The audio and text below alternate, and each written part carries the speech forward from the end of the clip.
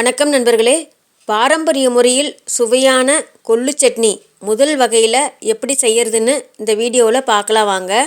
அதுக்கு முதல்ல 100 கிராம் அளவுக்கு கொள்ளு எடுத்துக்கிட்டு அந்த கொள்ளில் இருக்கிற கல் குப்பையெல்லாம் புடச்சி சுத்தம் பண்ணிக்கிட்டு அந்த கொள்ளை ஒரு பாத்திரத்தில் போட்டு அதில் 2-3 தடவை தண்ணி ஊற்றி நல்லா தேய்ச்சி கழுவி அந்த தண்ணியெல்லாம் கீழே ஊற்றிடணும். அதுக்கப்புறம் அரிசி கல்லீரை அந்த கொள்ளு நல்லா ஊறுற அளவுக்கு தாராளமாக ஊற்றி 1 மணி நேரம் அந்த கொள்ளை ஊற வச்சுக்கணும். அதுக்கப்புறம் ஒரு குக்கர் எடுத்துக்கிட்டு அந்த குக்கரில் ஊற வச்சிருக்கிற இந்த கொள்ளை அதில் ஊறி இருக்கிற தண்ணியோடு எடுத்து போட்டுக்கிட்டு அதுக்கு மேலே கொள்ளு வேகிறதுக்கு இன்னும் கொஞ்சம் அரிசி கழுநீர் தண்ணியை தாராளமாக ஊற்றி குக்கரில் 3 விசில் வந்ததுக்கப்புறம் ஒரு 15 நிமிஷம் அல்லது 20 நிமிஷம் அப்படியே சிம்மில் விட்டுறணும். அதுக்கப்புறம் அடுப்பை ஆஃப் பண்ணிவிட்டு குக்கரை அடுப்புலேருந்து கீழே இறக்கி வச்சிடணும். விசில் குக்கர்லேருந்து தானாகவே அடங்கணும், நாம எடுத்து விடக்கூடாது.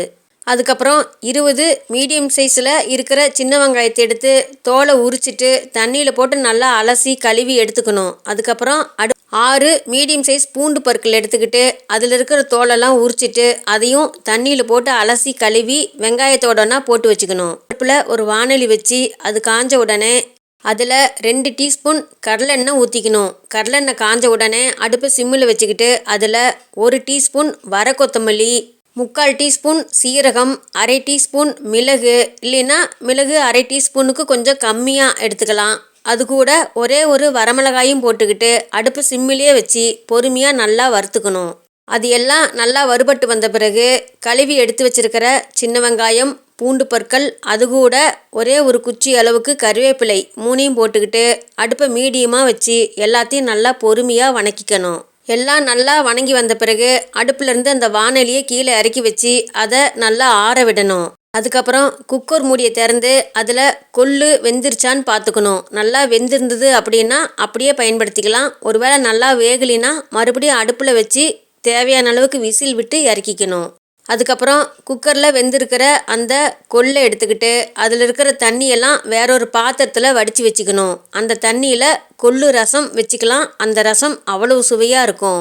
அதுக்கப்புறம் குக்கரில் இருக்கிற அந்த கொள்ளை ஒரு தட்டத்தில் கொட்டி நல்லா ஆற விடணும். அதுக்கப்புறம் ஒரு மிக்சி ஜார் எடுத்துக்கிட்டு அந்த மிக்சி ஜாரில் வாணலியில் வணக்கி வச்சிருக்கிற பொருள்களையெல்லாம் போட்டுக்கிட்டு அது கூட தட்டத்தில் எடுத்து வச்சிருக்கிற அந்த கொள்ளு, சட்னிக்கு தேவையான அளவுக்கு கல்லுப்பு, இது எல்லாத்தையும் போட்டுக்கிட்டு சட்னியை ஓரளவுக்கு கெட்டியாக அரைக்கணும். ஒருவேளை கெட்டியாக அரைக்க முடியல அப்படின்னா குக்கர்லேருந்து வடித்து வச்சுருக்கிற அந்த கொள்ளு வேக வச்ச தண்ணியை எவ்வளவு தேவையோ அந்த அளவுக்கு கொஞ்சமாக ஊற்றி சட்னியை ஓரளவுக்கு கெட்டியாக மட்டும் அரைச்சி எடுத்துக்கணும்.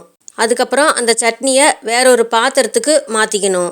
இந்த சட்னிக்கு தாளிப்பு கொடுக்க வேண்டியதில்லை. அதுக்கு மேலே விருப்பப்பட்டால் தாளிச்சிக்கலாம். தாளிக்காமையே சாப்பிட்டா தான் இந்த சட்னி சுவையாக இருக்கும். இந்த கொள்ளு சட்னி சாப்பாட்டுக்கு போட்டு பிணைஞ்சி சாப்பிட்டோம் அப்படின்னா அவ்வளவு சுவையாக இருக்கும். அதுவும் சூடான சாப்பாட்டில் போட்டு பிணைஞ்சி சாப்பிட்டோம் அப்படின்னா இன்னும் சுவையாக இருக்கும். அதே போல் இந்த சட்னி இட்லி, தோசை இது 2க்குமே நல்லாயிருக்கும். பாரம்பரியமான முறையில் செய்கிற இந்த முதல் வகை கொள்ளு சட்னியை நீங்களும் செஞ்சு சாப்பிட்டு பார்த்துட்டு எப்படி இருந்ததுன்னு கமெண்ட்டில் சொல்லுங்கள். இந்த வீடியோ உங்களுக்கு பிடிச்சிருந்தா நம்ம சேனலை சப்ஸ்கிரைப் பண்ணுங்கள். உங்களுக்கு தெரிஞ்சவங்களுக்கு ஷேர் பண்ணுங்கள், லைக் பண்ணுங்கள், கமெண்ட் பண்ணுங்கள். மீண்டும் அடுத்த வீடியோவில் சந்திப்போம் நண்பர்களே.